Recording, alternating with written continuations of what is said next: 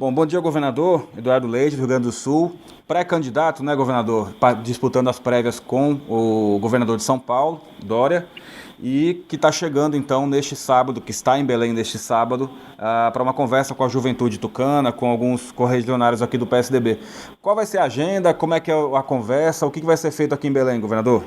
Nós temos muita alegria, Daniel, chegando a Belém do Pará para um encontro, rodando o país, como estamos fazendo, conversando com os nossos correligionários tucanos e nos mobilizando para as prévias.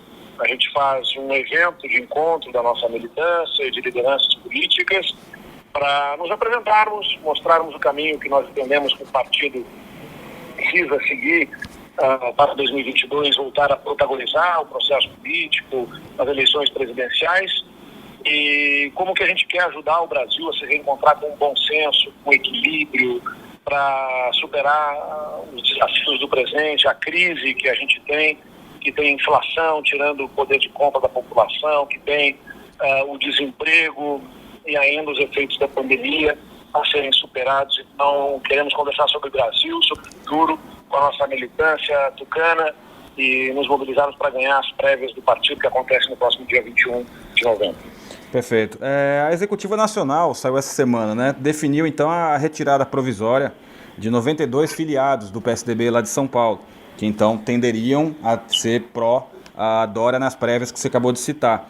Então, essa decisão da Executiva meio que confirma, né, uma suspeita de irregularidade que então vai ser analisada caso a caso. Qual a sua opinião sobre essa decisão da Executiva? Ela mostra de forma clara que são contundentes as provas, que são fortes os indícios de fraude. E a retirada destes eleitores é uma ação importante para não manchar essas prévias, que devem ser de uma decisão com base nas regras estabelecidas, e a regra é de filiação até o dia 31 de maio, e o que nós observamos foram filiações que foram feitas depois, mas com data retroativa. Um caso grave, que precisa de rigorosa apuração e consequências para quem tenha deliberadamente fraudado essas filiações. Pois é, quando isso foi questionado, o Dória, mesmo em viagem internacional, chegou a comentar, né, que isso parecia mais choro e reclamação. Você comentou alguma coisa sobre essa fala do Dória? O que ele chama de choro, eu chamo de ética. Democracia depende de regras bem estabelecidas. As regras do jogo estão estabelecidas. Filiações até o dia 31 de maio. Filiação que seja feita posteriormente com data retroativa é fraude e precisa de apuração e consequência. É ética, não choro. E tem que ter agora buscar essa coesão depois, né? Que se define um candidato, então o PSDB tem que caminhar junto, né? Qual a tua expectativa para o resultado das prévias? Vocês já estão fazendo que tipo de conta? Tem alguma pesquisa? Nós estamos muito otimistas, as adesões são muito fortes nos estados, muitas delas formalizadas, outras tantas não formalizadas, mas indicadas já, preferência pela liderança nossa do projeto nacional. Então a gente está trabalhando das prévias com muita expectativa na vitória. Claro, o momento das prévias é quando a gente discute as nossas divergências, as nossas diferenças em candidatos diferentes que somos. Nós estamos no mesmo partido, temos um pensamento semelhante em relação a como o país deve sair da crise, e certamente sairemos unidos para fortalecer uma alternativa democrática no centro, para que o país saia dessa divisão que é de tentativa de destruição de um ou de outro, de quem pensa diferente, e possamos assim colocar toda a nossa energia na reconstrução do país para retomar crescimento econômico, gerar emprego, renda para a população. Perfeito. Agora, sendo você o candidato, né, o pré-candidato e depois candidato do PSDB, o governador Dória ficaria no comando aí de São Paulo, que é o maior colégio eleitoral do país. Você teme a possibilidade, ou isso é sempre discutido, né, de um possível corpo mole, por isso que uma aliança ali com o Alckmin, com alguma ação nesse sentido?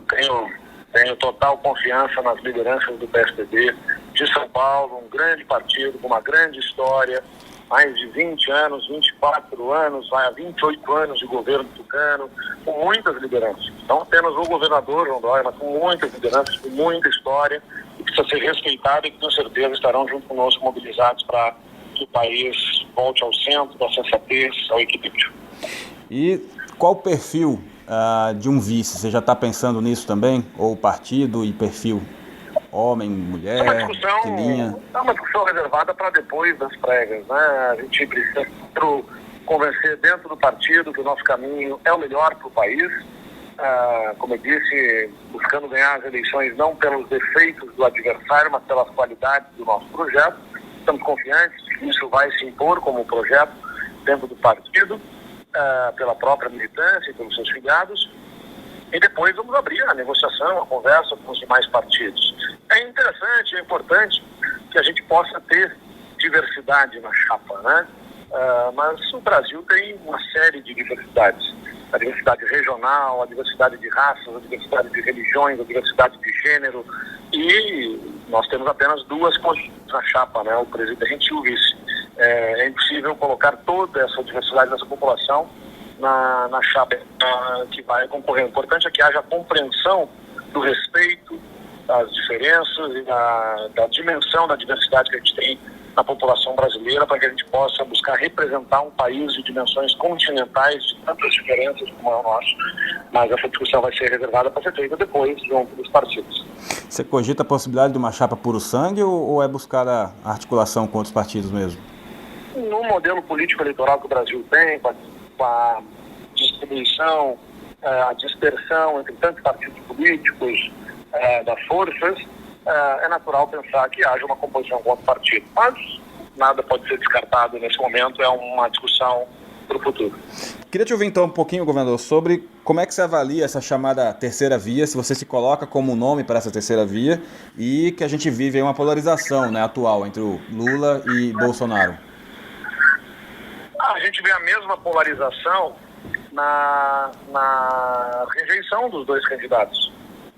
São muito rejeitados Lula e Bolsonaro. Então a população sabe o que não quer.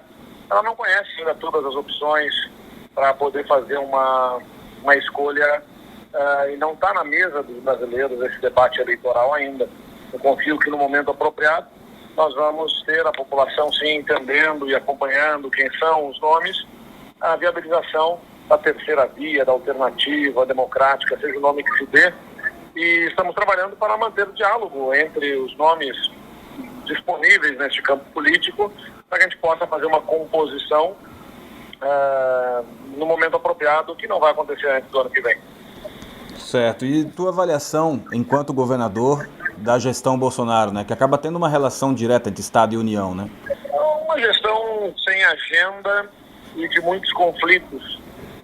O Brasil está vendo a inflação em mais de 2 dígitos tirar o poder de compra da população.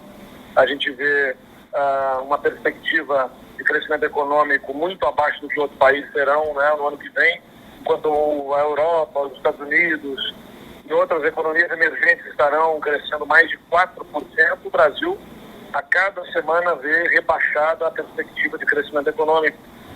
Já fala em 1,5% e, infelizmente, continua numa trajetória de visão para baixo da perspectiva do PIB no ano que vem, que significa menos emprego, menos renda, menos qualidade de vida para a população e, além disso, um desastre de insensibilidade na pandemia, na condução da pandemia.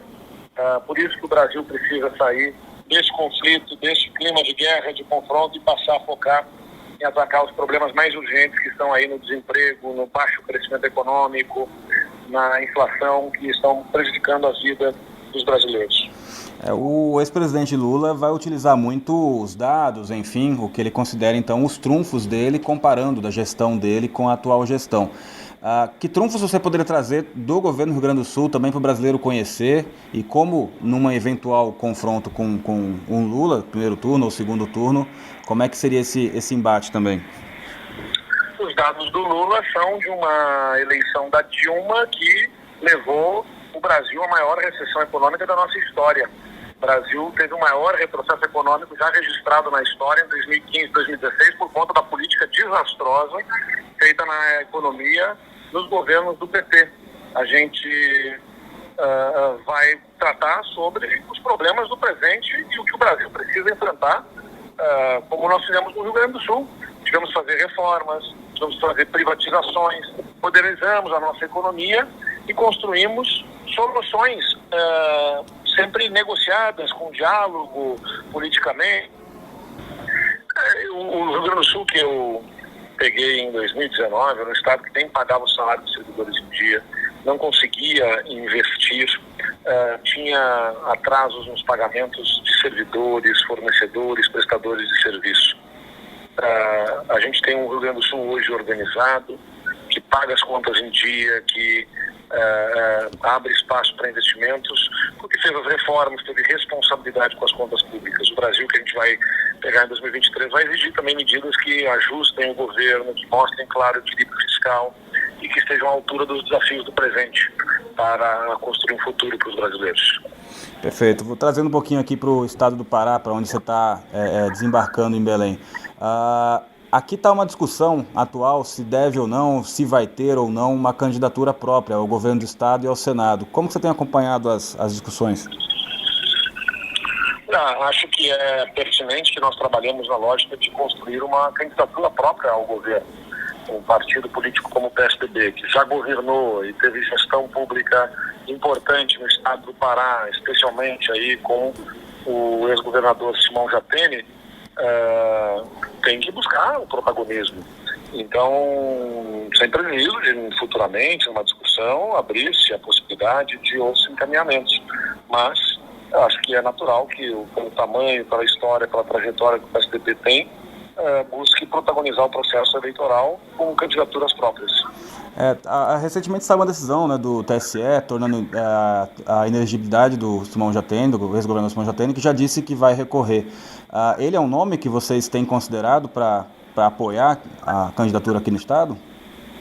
Essa é uma decisão em nível local que deve ser tomada, mas o ex-governador tem aí a possibilidade de judicialmente fazer a sua defesa e é um nome que merece nosso respeito.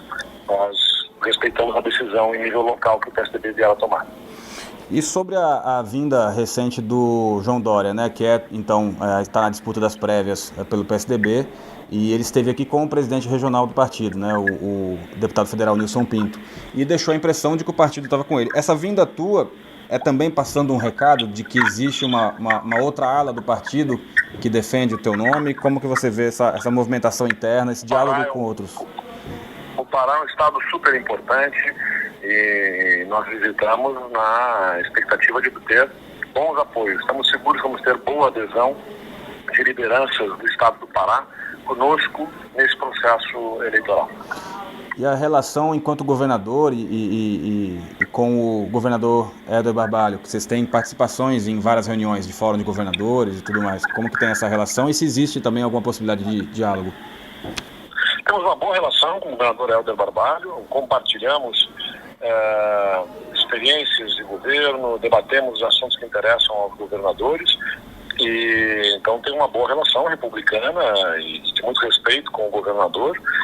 E as composições, como eu disse, dependem da decisão política local. Eu sou um membro do PSDB há 20 anos e respeito muito as discussões e as decisões no âmbito local, respeitadas as questões políticas do Estado, onde há lideranças políticas que entendem a realidade local e que tomam as decisões pelo PSDB.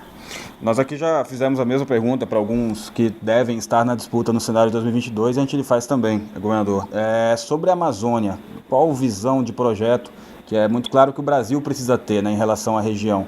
O que você pensa a respeito? Qual a sua ideia mais geral? É fundamental que o Brasil demonstre claro compromisso com o combate ao desmatamento. A maior parte do desmatamento acontece nas áreas públicas não destinadas. Não tem relação com sequer com desmatamento para exploração econômica e o Brasil já cresceu mais desmatando menos, já cresceu mais economicamente desmatando menos. O Brasil precisa demonstrar para o mundo uma estratégia de desenvolvimento, inclusive para receber investimentos privados que têm compromisso com o combate ao desmatamento. Então, a proteção à Amazônia é de interesse de todos. Ao mesmo tempo que a gente trabalha a proteção para manter a floresta em pé, deve-se buscar as alternativas econômicas que respeitam o meio ambiente, que respeitam a floresta e que podem significar desenvolvimento econômico para a região. É fundamental que haja políticas públicas por parte do governo nacional apoiando o desenvolvimento econômico local, até para oferecer alternativas de desenvolvimento que permitam à região reduzir o desmatamento que se observa. Perfeito. Governador, uma última pergunta para liberar, ele agradece muito a abertura na agenda. Isso a gente também precisa, não tem como fugir, a gente sabe o quanto que teve um destaque maior no cenário nacional após a entrevista que você concedeu com o Pedro Bial, em que você se declarou homossexual. Até que momento você acha, até que ponto você acha que essa declaração e pode interferir de alguma forma nas eleições do ano que vem? Ninguém deve deixar de ser eleito por ser heterossexual, ninguém pode ser tido como menor ou inferior na sua capacidade de contribuição ao nosso país, o respeito da população e deixar claro que não deve dar o ódio de povo brasileiro com essa divisão que tentam impor no nosso país. Estou muito feliz com a receptividade, com o acolhimento, tenho certeza que, assim como não deve ser motivo de eleição, não será motivo de não eleição. Perfeito. Para a gente encerrar, então, essa entrevista vai ficar disponível na Rádio Liberal, na internet. Então, em linhas gerais, o que você pensa para o Brasil a partir de 2022? Brasil que deixe de querer destruir uns aos outros, que passe a atacar os problemas, que busque colocar no centro da agenda de governo o combate às desigualdades, o combate ao desmatamento e o respeito ao meio ambiente, e que, para promover essas políticas públicas essenciais nessas áreas, tenha responsabilidade com as contas públicas, faça as reformas que precisam ser feitas para simplificar o país e dar espaço para quem quer empreender, para tornar o governo mais enxuto, capaz de caber no bolso do cidadão, reduzindo impostos e funcionando melhor esse governo. E que seja, portanto, um país que retome a atividade econômica, gerando emprego e desenvolvimento para a sua população, sem uma divisão política, que não significa passarmos a pensar todos a mesma coisa, mas a possibilidade de convivermos com as nossas diferenças. Ok. A gente encerra aqui então. Muito obrigado.